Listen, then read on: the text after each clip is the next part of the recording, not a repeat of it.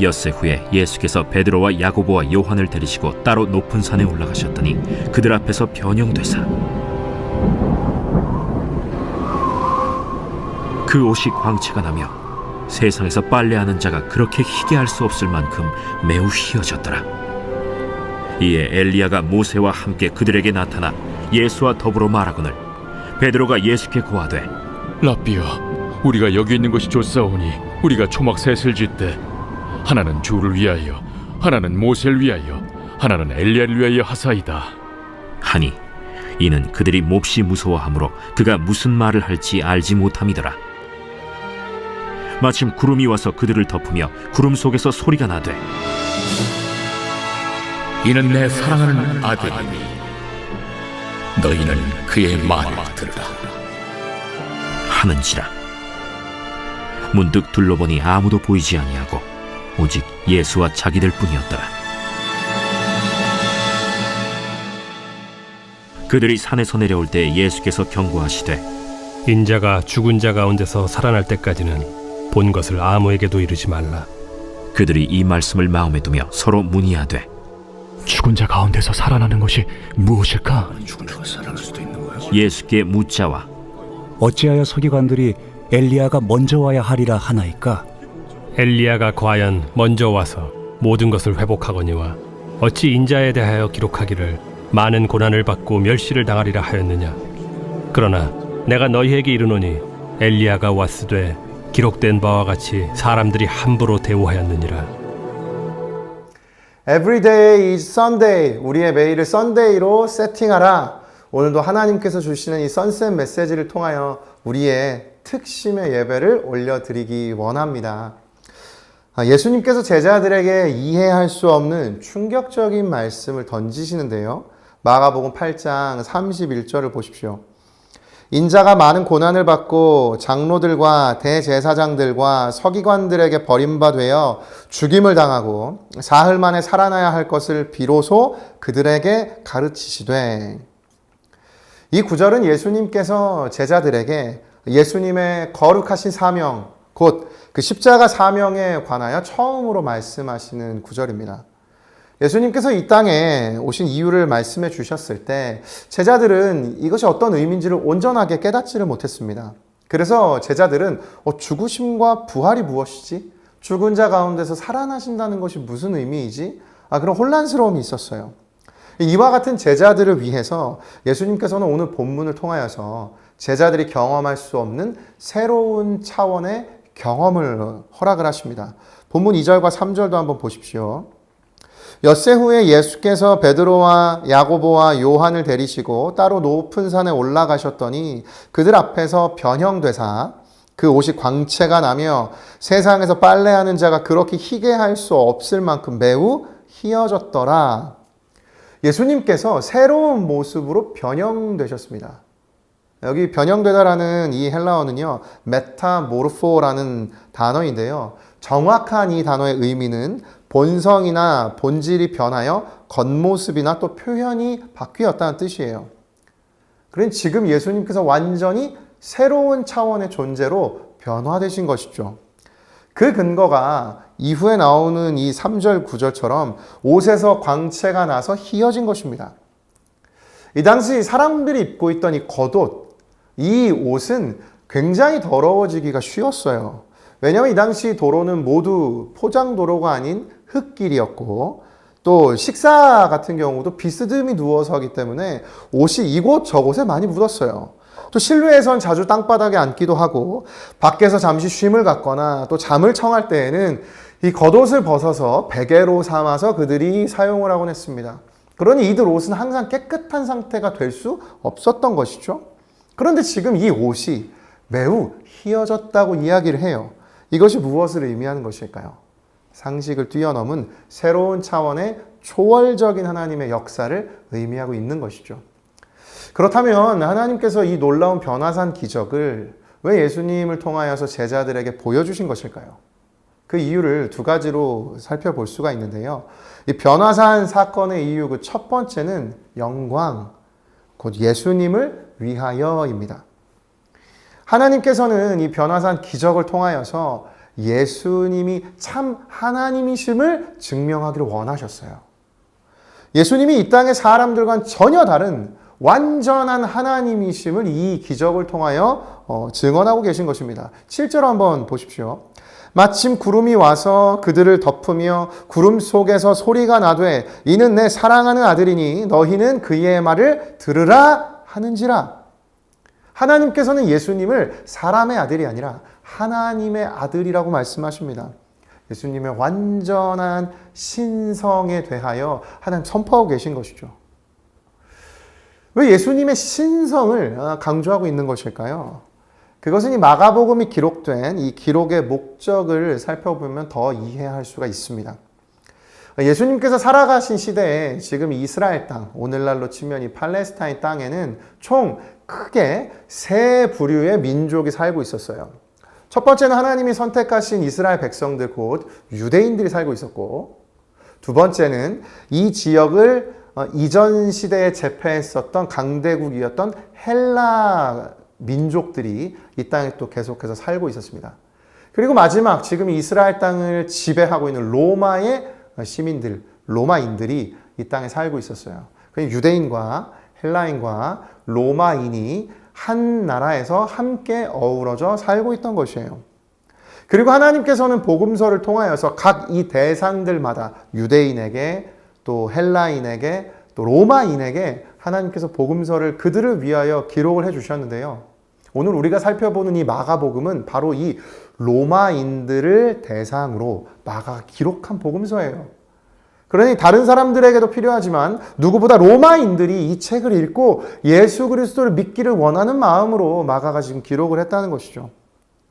이 로마 사람들에게 가장 중요한 대상이 있었어요. 가장 중요한 존재가 있었습니다. 바로 그들이 신으로 여겼던 로마 황제입니다. 그러니 지금 마가복음에서 마가가 예수 그리스도의 이 신성을 드러내는 이유가 무엇일까요? 이 당시 이스라엘 압제하고 있던 로마인들에게 너희가 그토록 원하는 완전한 신, 그는 로마 황제가 아니라 바로 예수 그리스도라는 이 메시지를 오늘 하나님께서 들려주고 있으신 것이죠. 그들이 가장 고귀한 가치를 두는 이 로마 황제를 뛰어넘어 진정한 신, 완전한 하나님이 바로 예수 그리스도이심을 오늘 이 말씀이 선포하고 있는 것입니다. 그래서 성경은 이 예수님의 영광을 우리에게 들려주고 있는 것이에요. 같은 병행 구절인 누가복음 9장 32절이 또한 이렇게 말씀합니다. 베드로와 및 함께 있는 자들이 깊이 졸다가 온전히 깨어나 이 예수의 영광과 및 함께 선 두 사람을 보더니, 예수님의 이 영광스러운 모습을 통하여서 우리는 예수님이 참 하나님이심을 깨닫게 돼요. 모든 것을 창조하시고 모든 것을 다스리시는 창조주요 주관자 되시는 이 예수님이 우리와 전혀 다른 차원의 존재인 것을 깨닫게 됩니다. 사랑하는 여러분, 이 예수님을 붙들고 나아갈 때 우리의 전 인생과 전 존재를 하나님께서 새롭게 해주시고 가장 아름다운 하나님의 길로 인도해 주실 줄로 믿습니다. 저를 따라 함께 고백하겠습니다. 예수님이 하나님이 되십니다. 예수님이 하나님이 되십니다. 아멘. 본문에서 발견한 변화산 사건의 이유 두 번째는요, 믿음, 곧 제자들을 위하여입니다. 예수님이 참 하나님이시라는 증거가 또 하나가 더 있는데요. 본문 6절을 보십시오. 이는 그들이 몹시 무서워함으로 그가 무슨 말을 할지 알지 못함이더라. 참된 하나님을 만날 때 우리가 그 하나님을 마주하게 되면 반드시 경험하게 되는 감정이 있습니다. 그것은 두려움입니다. 하나님이 너무 위대하시고 너무 영광스러우시고 너무 뛰어나신 분이기에 그 하나님을 만나면 우리는 그 하나님의 영광에 압도되어 나의 작음을 발견하고 나의 죄악됨을 발견하기 때문에 우리에게 찾아오는 두려움이 있어요. 우린 이 감정을 경외함이라고 표현합니다. 거룩하신 하나님을 만날 때 어떤 표현으로도 부족한 그 위대하시고 영광스러운 주님 앞에서 우리는 하염없이 나의 작음을 고백하게 돼요. 본문의 제자들도 그와 같았습니다. 여러분, 오늘 정말로 내 자신이 어떤 상태인지, 내가 누구인지 정말 알고 싶지 않으십니까? 그렇다면 그것이 밝히 드러나는 자리, 바로 그 참된 하나님 앞에 서십시오. 하나님 앞으로 나아가십시오. 그때 나의 전 존재가 그 영광스러운 하나님의 빛으로 인하여 드러나고 하나님께서 깨닫게 하시고 하나님 나의 상태가 어떠한지를 가르쳐 주시는 것이에요. 하나님 앞에 설 때 우리는 비로소 우리의 원 모습을 발견하게 되는 것입니다. 그런데 제가 본문을 묵상하면서 개인적으로 너무 감동됐던 부분이 있어요. 이 같은 내용을 다루고 있는 마태복음 17장의 6절과 7절입니다.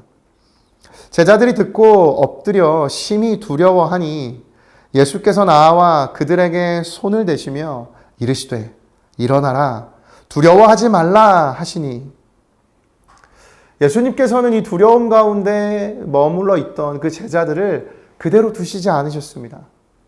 그들에게 다가가셔서 예수님 따뜻하게 예수님의 손을 대시며 두려워하지 말라고 그들을 위로하셨어요. 단순히 하나님에 대한 두려움에만 머무르지 말고 이 하나님이 오늘 제자들과 함께 하시는 그 사랑을 지금 제자들에게 전하고 계신 것 아닙니까? 그러니 오늘 본문은 이 예수님을 우리가 충분히 믿을만 하지 않냐? 이 믿음의 도전을 우리에게 들려주고 있는 것이에요. 본문 앞에서 이 설교 앞에 서두에 살펴보았던 예수님께서 자신의 십자가 사명을 선포하셨을 때 제자들은 그것이 무슨 말씀인지 이해하지 못했습니다. 죽은 자 가운데 살아나는 것은 무엇일까? 예수님 말씀하신 이 앞으로 가실 길이 어떤 의미일까? 그들이 알지 못했지만 예수님은 그 이후 엿새가 지나 오늘 이 사건을 통하여서 예수님이 궁극적으로 걸어가실 그 길이 무엇인지를 지금 가르쳐주고 계신 것이에요. 십자가 사명을 감당하셨을 때 바로 이처럼 영광스러운 형체로 변형되실 것을 제자들에게 먼저 보여주신 것입니다. 따라서 변화산 사건은 하나님께서 예수님이 참 하나님이시다라는 것을 선포하시는 그 의미와 동시에 사랑하는 제자들을 위해서 이루어주신 하나님의 기적이기도 한 것이죠. 오늘 우리에게도 하나님께서 이 믿음을 허락하십니다. 또 이 믿음을 요구하십니다. 삶을 살아가며 여러분 무엇을 붙들고 있습니까? 여러분 오직 예수 그리스도가 우리 인생의 유일한 소망인 줄로 믿습니다. 그래서 저는 오늘 말씀을 요약하고 있는 한 구절이 이 말씀을 준비하면서 제 마음 가운데 깊숙이 들어왔어요. 마태복음 17장 8절 말씀입니다. 우리 마지막으로 다 같이 이 구절 함께 읽겠습니다. 시작. 제자들이 눈을 들고 보매 오직 예수 외에는 아무도 보이지 아니하더라. 저는 이 구절이 너무나 상징적으로 느껴집니다. 이 제자들과 또 어떤 믿음 가운데 이들 눈앞에 있던 엘리야, 또 이들 정말 인생 가운데 붙들었던 수많은 것, 그 모든 것이 사라지고 예수님의 이 영광스러운 모습을 보았을 때 이들이 눈을 들어 이 모든 걸 깨달은 순간 이들 앞에 오직 예수 외에는 아무것도 보이지 않았다고 한 이 상황이요. 우리 인생 가운데 유일하게 붙들 분, 그분이 오직 예수 그리스도라고 오늘 말씀이 선포해 주시는 것 같습니다. 사랑하는 여러분, 오늘 이 선셋 메시지를 통해 우리가 붙들어야 할 것이 무엇인지 다시 한번 하나님이 말씀하고 계십니다. 오직 예수 외에 아무도 보이지 아니하더라. 우리에게 마지막으로 보여주시는 그 유일한 길, 유일한 소망, 이 예수 그리스도를 붙들며 내가 붙들었던 모든 세상적인 것들, 모든 내가 붙들고 놓지 못하는 것들 하나님 앞에 내려놓고 예수 그리스도를 붙드는 믿음으로 나아가는 저와 모든 성도님들이 되시기를 예수님의 이름으로 축복합니다. 오직 예수 외에 다른 어떤 것을 붙들지 아니하고 예수 그리스도를 믿는 이 믿음 하나만으로 담대하게 뚜벅뚜벅 믿음의 걸음으로 전진하는 우리 모든 성도님들 되시기를 예수님의 이름으로 축복합니다. 기도하시겠습니다. 살아 역사하시는 하나님 아버지, 오늘이 변화산 기적을 통하여서 하나님께서는 이 시대 가운데 모든 로마인들이 주목했던 신과 같았던 그 로마 황제를 하나님 정말 지워버리시고 정말 유일한 하나님 되시는 참된 구세주가 예수 그리스도이심을 선포해 주신 것을 보았습니다. 하나님, 그러나 또한 그 예수 그리스도의 신성을 선포하는 그 이상에 넘어서서 함께하는 제자들에게 또 영광스럽게 변화되실 그 모습을 보여주심으로 인하여 그들이 끝까지 믿음의 싸움을 이루어갈 수 있도록 예수님께서 그들에게 믿음을 또한 더해주시는 오늘 그 예수님의 마음과 사랑이 이 본문 가운데 가득 담겨 있는 것을 발견합니다. 하나님, 우리에게도 이 믿음을 주셔서 세상의 다른 많은 것들을 붙들며 나아가는 인생 속에 그 모든 것을 내어드리고 오직 예수 외에 다른 것이 보이지 아니하는 인생으로 살아가며 예수 그리스도 한 분만을 의지하며 나아가는 우리 모두의 삶이 되게 하여 주시옵소서. 그때 모든 것을 가장 아름답게 이루어 가실 하나님의 능력을 경험하며 살아가는 그 은혜를 매일매일 경험할 수 있도록 주님, 우리의 인생을 붙들어 주시고 우리의 평생 동행하여 주시옵소서. 감사드리며 살아계신 예수 그리스도의 이름으로 기도드립니다. 아멘.